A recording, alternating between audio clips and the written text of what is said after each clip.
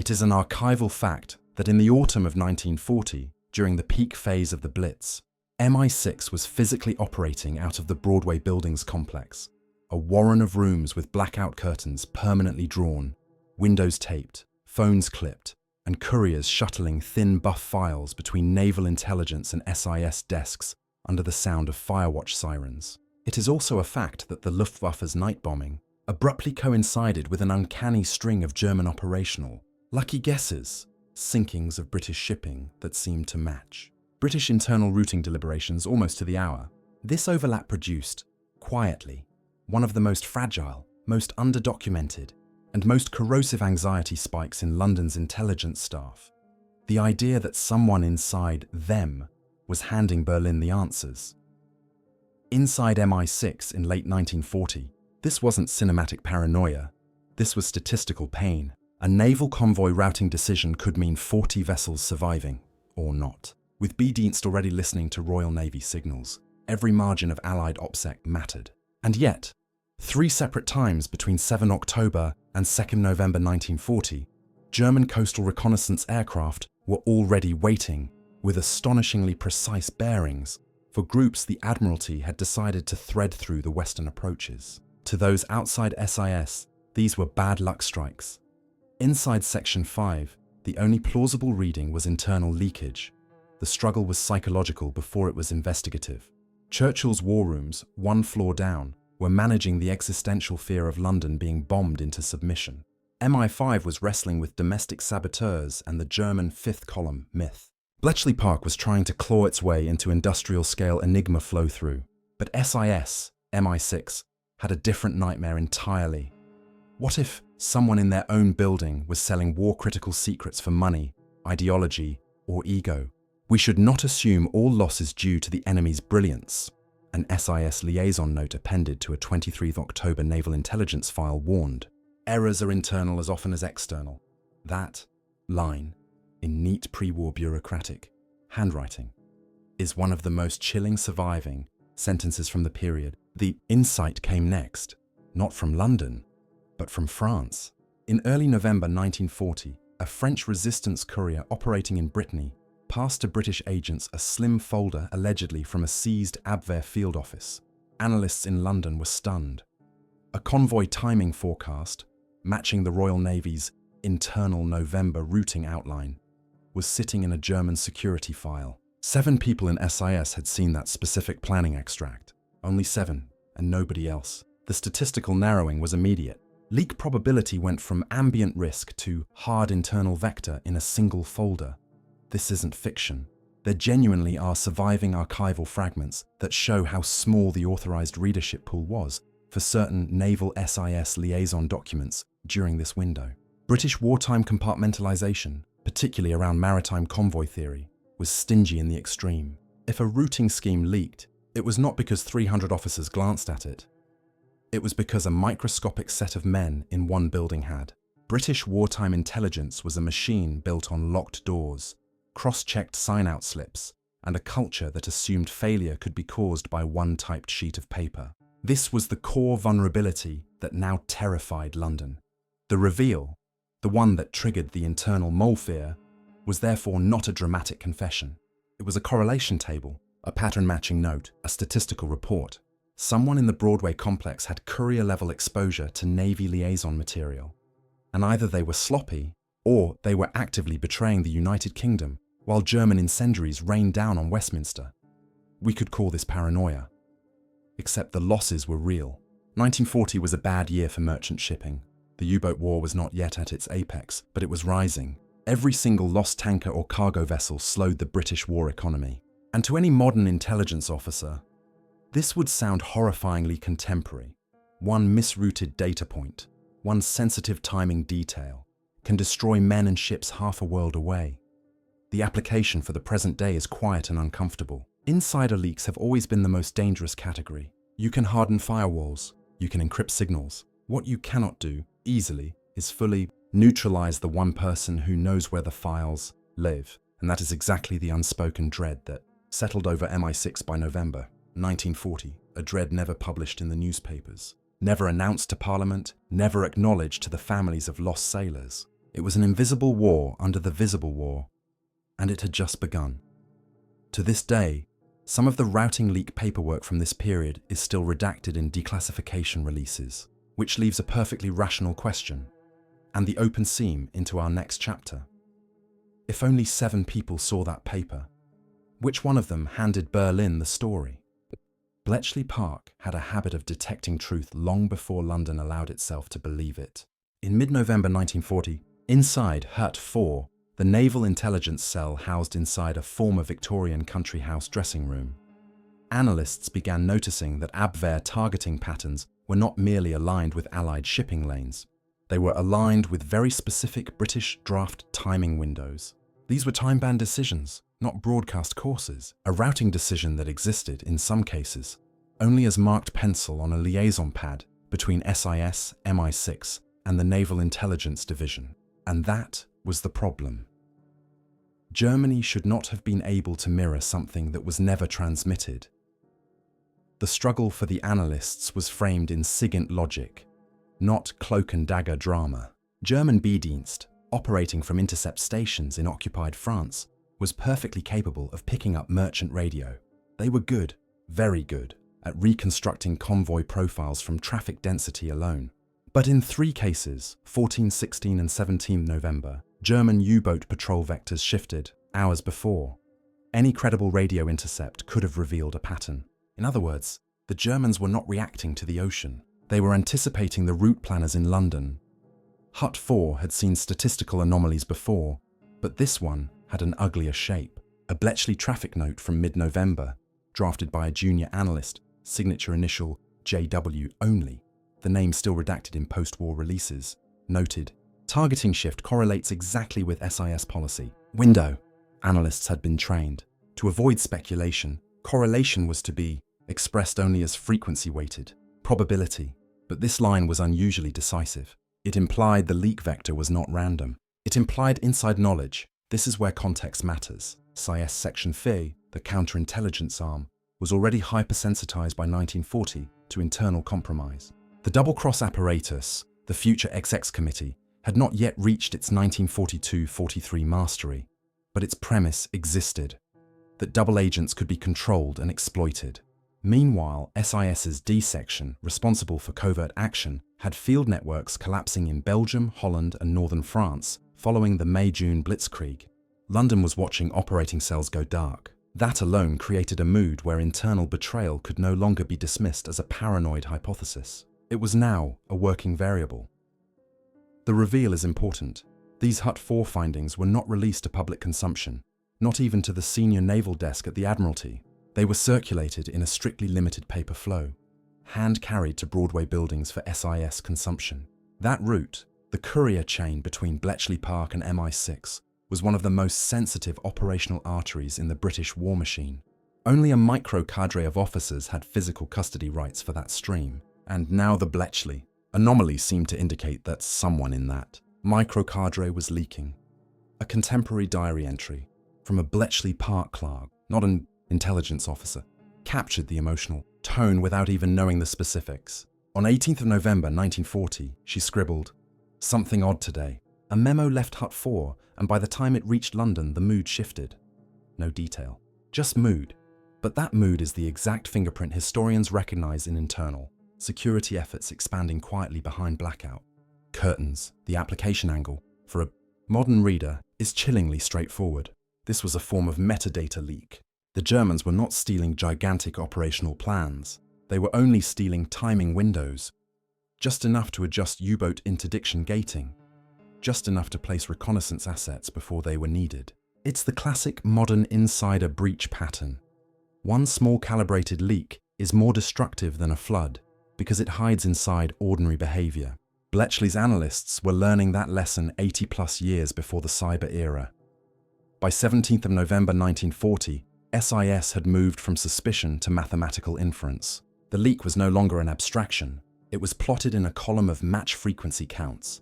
But they still didn't know the identity or even the motive. Was this money? Was this ideology a quiet Nazi sympathizer embedded in a British wartime office? Or, more disturbingly, was this a passive intermediary, Someone duped into moving carbon copies without even knowing he was damaging his own country. The only certainty by late November was that the pattern pointed inward. And inside Broadway, a decision was made silently. The hunt would begin, not in public, not with uniformed police, not with loud arrests, but with eyes, notebooks, and watchers. Because now the question was no longer, is there a mole?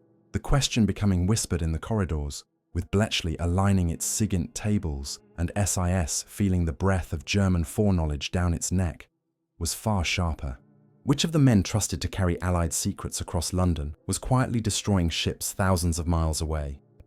There is a dry, unromantic line inside a Joint Security Committee minute from December 1940 that marks the moment this case became internal war. A compartmented evaluation will be actioned within SIS premises. It is the bureaucratic birth certificate of Operation Lantern, a mole hunt run not from a field station, not from Bletchley, not from MI5, but from one sealed suite inside 54 Broadway itself. Contrary to the popular imagination, wartime MI6 was not an elegant chessboard of trench-coated geniuses. It was a cramped vertical campus with metal file safes along the walls, stenographers in thin coats because heating fuel was rationed, and ashtrays permanently half-filled. To turn that place inward, to make the watchers watch each other, was not an ordinary action. It was an act of institutional violence. The struggle began with the first narrowing operation. Senior SIS officers, not directors, but desk heads, the mid-level cadre who actually touched naval liaison paperwork, were asked to account for file custody on 3 specific planning extracts. The problem was not the documents themselves. They were non-extraordinary convoy routing notes, ordinary in appearance, bureaucratic in language, stamped routine. The problem was their readership list. 7 men, 7 signatures, 7 chains of custody. And then, 2 missing carbons from a burn bag sent for destruction to the Admiralty furnace on Friday. 6 December 1940, unlike MI5, SIS did not possess a culture of intrusive internal surveillance. Counterintelligence was what Section 5 did to others. It did not do that to its own bloodline unless forced. So when watchers were quietly recruited, borrowed from MI5B Division and S Branch, they were instructed in almost monastic terms. No intrusive contact, no disorderly tales, no shadowing that would trigger counter-surveillance instincts among trained SIS officers. Their job was simply to observe file proximity. Who stood near the locked cabinets? Who hovered at the trestle table where liaison envelopes were packed for courier travel to the War Office? Who asked which clerk when the next Bletchley run was due? That is the subtlety often lost in dramatizations. Nobody in this period thought the mole would be seen handing a microdot to a German agent under a street lamp. The leak signature was too exact, too timing specific. The culprit was most likely someone who knew which day a specific routing paragraph would appear on the naval desk, and passed only that day code, perhaps verbally, perhaps by small marked indicator. That is why burned carbons mattered. Intelligence professionals in 1940 knew that a single copy of a routing time window, even if only penciled, could kill a convoy. What did they have by mid-December? A short suspect list. 4 names from the original 7 were quickly ruled out on simple grounds. 2 had been on detached duty during the leaked planning windows. 1 had no courier privileges that month. 1 had been in sick quarters. That left 3 men, and one of those 3 had a habit that raised eyebrows in the watchers' notebooks. He went for short, unscheduled tea walks to Victoria Station bookstalls in late afternoon, always alone, always with his hands in his coat pockets, always at the same approximate hour. He spoke to nobody, he bought nothing, but he returned with thin reading matter folded tight under an arm. The reveal, though never written in those terms in the wartime files, was this. Lantern was not searching for German tradecraft signatures. It was searching for tiny inconsistencies in the rhythm of ordinary behavior. London in the Blitz had a cadence. Men under pressure settle into routine. Those who break routine for no visible reason stand out like neon. A War Office liaison diary entry from 19th of December 1940 captured the mood in a single austere sentence. Security are now in the building. It did not name the motive. It did not mention that 1 floor up, a mole hunt was in progress, but the tone was unmistakable. Staff were speaking more quietly. Stenographers were avoiding chatter in corridors. Door hinges were oiled, not squeaking. a tiny, telling detail that an MI5 observer underlined in pencil. Silence is an operational choice.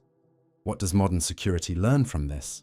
The great mole hunts are rarely about big leaps. They are about pattern fidelity, a person's baseline, and watching the one heartbeat that doesn't match.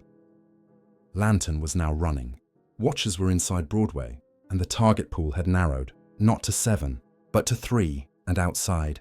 The winter blackout pressed down over London like a lid, meaning that any handover, if it existed, could happen in the darkest city in Europe. Only one thing was certain now. Whoever the mole was, he was not acting on impulse. The most unnerving detail of this case is that the decisive trap was not dramatic. It was analytic. At the turn of 1941, a precision canary trap was prepared. 3 near-identical routing time variants for a single outbound convoy window in the western approaches. Each variant was typed on the same machine, stamped routine, and passed through the same liaison channel. But each document differed by a few hours in departure time. Each version was assigned to one of 3 remaining MI6 officers with legitimate courier adjacency. The act was tiny and brutal. It was not, "We believe you are a spy." It was, "Which one of you leaks will identify itself mathematically." That winter, London was a city of 2 wars, the public war of the Blitz and the private war inside 54 Broadway. The struggle was philosophical as much as procedural. SES, culturally, had always believed in skillful externals. Berlin, Rome, Madrid, Vichy, the Balkans. MI6 seldom turned its optical instruments inward, but the convoy losses of late 1940 had already been too precisely tied to timing windows held only by the naval SIS liaison cell. Internal compromise was now a working assumption, not a taboo. Within a week, the canary trap did exactly what analytic warfare is designed to do. Bletchley's naval decrypt team, Hut 4, reported that an Abwehr Enigma message from Hamburg contained a convoy timing proposition that matched 1/1 of the planted variants to the hour. The source worksheets that underpin this conclusion remain partly redacted today. But historians who have reviewed the unredacted portions describe the match as clean. The variant routed to one specific MI6 officer.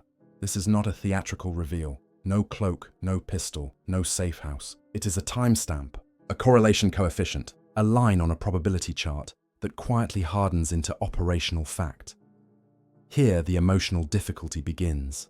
British practice in early 1941 was harshly constrained by ultra-secrecy. If London arrested a suspected mole outright, with no attempt at narrative masking, Berlin might deduce that Britain was reading Abwehr traffic, because the match could only have been proven by correlating a seeded internal datum against a German enciphered signal. The insight is not melodramatic. It is simply counterintelligence logic. You do not burn the code-breaking advantage to catch a single traitor. Ultra was a strategic war advantage that outweighed the tactical satisfaction of a courtroom confession, which is why the reveal, inside SIS, was not an arrest. It was surveillance escalation.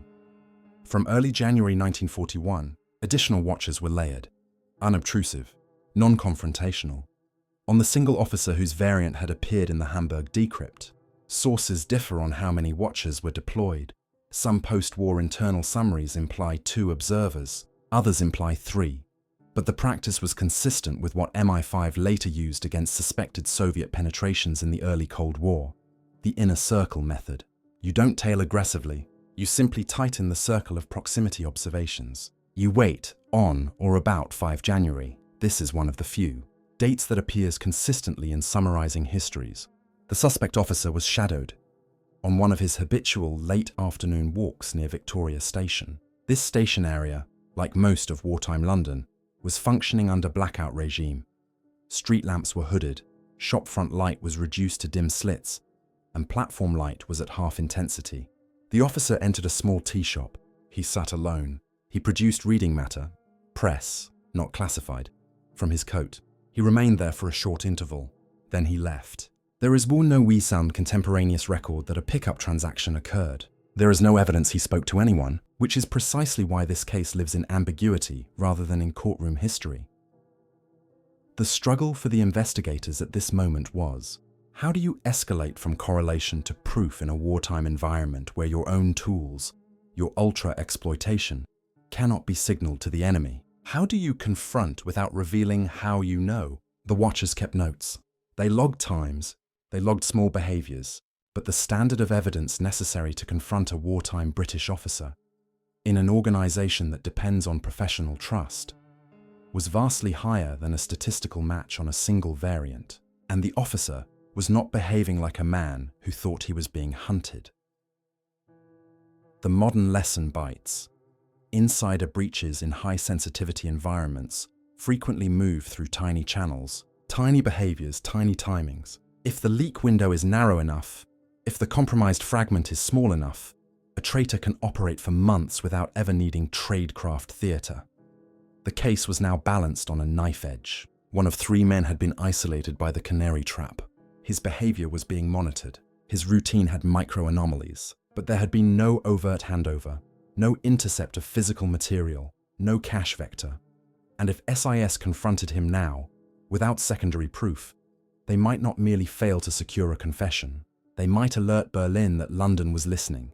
The trap had sprung, but the question, the agonizing one, was now operational. What if the suspect was already preparing to vanish? There is a discrete SIS separation file, its reference number remains redacted, that records the subject's exit with the euphemistic notation, health grounds. It is dated 22nd February 1941. On paper, this looks unremarkable. Wartime service was brutal on nerves, on marriages, on sleep, on lungs that breathed coal dust and diesel smoke during the Blitz. People cracked. People asked for release.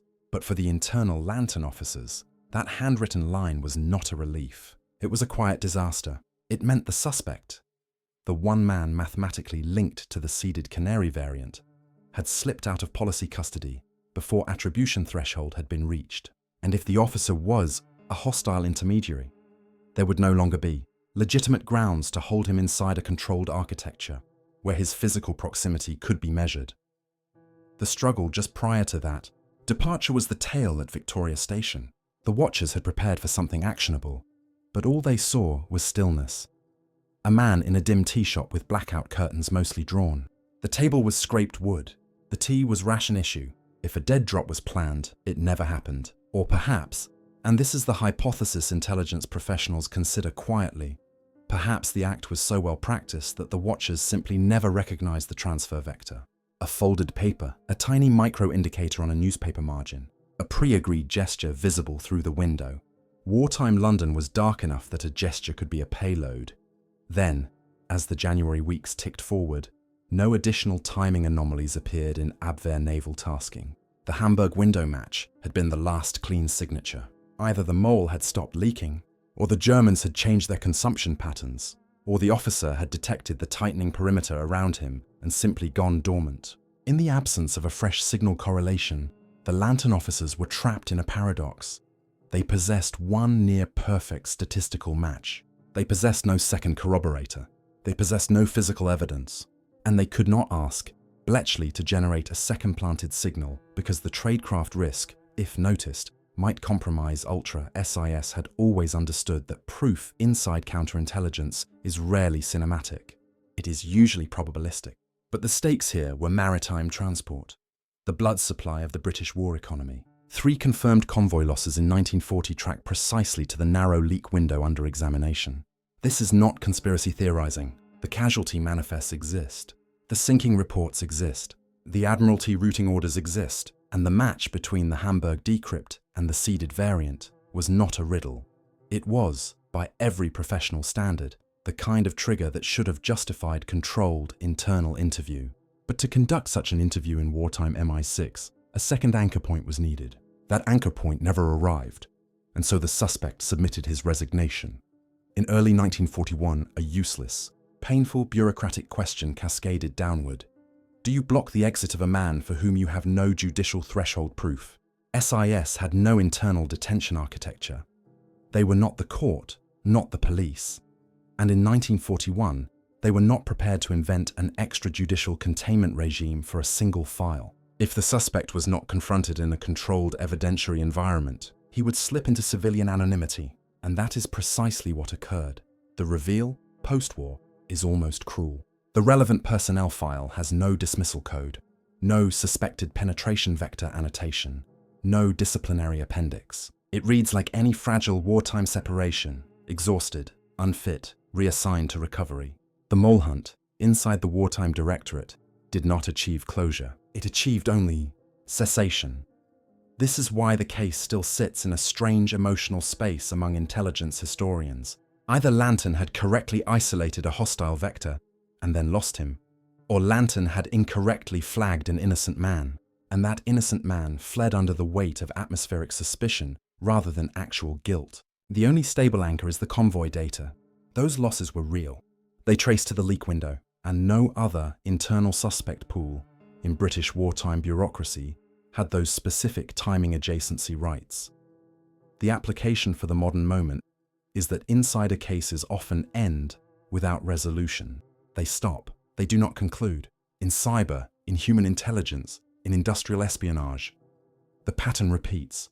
A small leak, a statistical match, a tightening perimeter, and then a silent departure that leaves no confession and no verdict.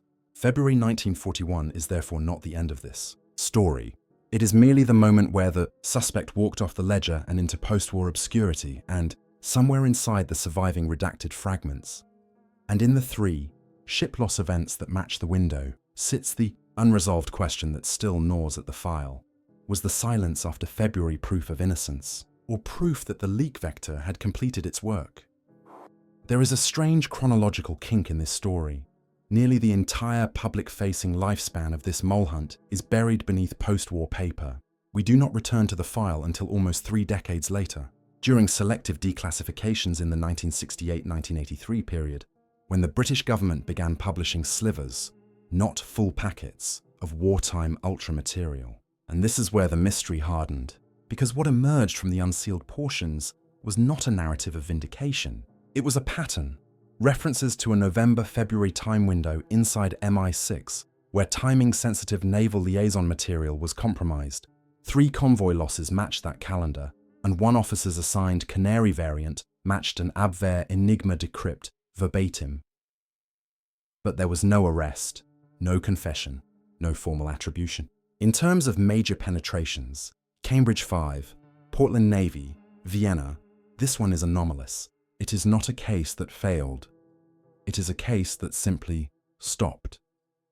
The struggle for historians is epistemic. Ultra was held so deeply in the vault that during the entire 1940s, 1950s era, even senior ministry officials could not be told why certain internal events should remain sealed. The mole hunt in Broadway buildings lived inside that blind spot. Ultra was so important strategically that, to protect it, the British state simply allowed certain case threads to die rather than risk revealing the meta capability. And so, when the first drips of relevant files were released in the 60s and 70s, scholars saw shadows of a pattern that was already complete, but with all the personnel identifying labels stripped away. Several internal SIS oral history interviews, taken anonymously in the 1970s, confirm a remarkable psychological scar. One retired officer describes 1940-41 as the winter when we realized we weren't only fighting Germany, we were fighting statistics. That is not a metaphor. It is terrifyingly literal. The mole hunt never produced a hand-to-hand spy capture. It produced a graph. It produced correlation. It produced the realization that a single fragment of timing data passed through a single human could sink 40,000 tons of Allied shipping without a single shot fired in London. For a service conditioned to think in terms of agents, drops, radio sets, and sabotage kits, this was almost unbearable. A war fought in 8-hour deviations on a courier timing sheet. The reveal is therefore not melodramatic. It is bureaucratic, a declassification stamp. In one case, a 1973 release, a researcher saw a redaction block where, on context grounds, a name had to have existed. You do not redact fiction. Redactions imply a person, a career, a legal interest, something that still had to be suppressed to protect subsequent generations or allied equities. Perhaps because the officer was innocent, perhaps because he was guilty, perhaps because his name intersected later Cold War assets. No historian has been able to prove which, and the intelligence community, in the decades since, has leaned into the ambiguous lesson, because the application to modern tradecraft is brutal. Insider threat detection is often weakest precisely where the access windows are smallest. In modern cyber, this is precisely the low-volume, high-value model. One insider touches a time-critical field, a code push, a satellite tasking order, a missile telemetry window, and a hostile service only needs that one moment. 54. Broadway experienced that in 1940 before we had language for it. Post-war recollections also show a peculiar survivor's reflex. Those who lived through that internal winter often speak more bitterly about the mole than about the Luftwaffe. Because a bomber is external, understandable, visible. But a leak inside your own walls in the moment Britain was almost on its knees. That is existential. One SIS veteran summarized it like this in a 1974 interview. "We knew Berlin might have someone in the building. That was the worst part. We weren't allowed to say it, but we knew. The close of this case is not resolution. It is silence. That silence is not accidental. It is structural. The combination of ultra-protection, limited wartime evidence, the suspect's unopposed resignation, and the narrow focus of that leak window created a file that intelligence culture simply never reopened with lethal intent. The state accepted ambiguity over burn-through of code-breaking advantage. That trade was rational in 1941, not emotionally satisfying, but strategically rational. 3. Allied shipping losses. 3 match timestamps. 1 variant. Match in an Abwehr decrypt. 1 officer leaving. Service before confrontation threshold. That is all that remains, and it is enough to support both readings. The suspect may have been the mole. The suspect may have been innocent. The outcome, 3 lost convoys, is incontestable. So, the final, enduring, question is not literary. It is a plain technical. 1. If a single insider can alter maritime loss curves in a global war by shifting a scheduling window by hours, what would that same pattern do in a world where timing is measured in milliseconds?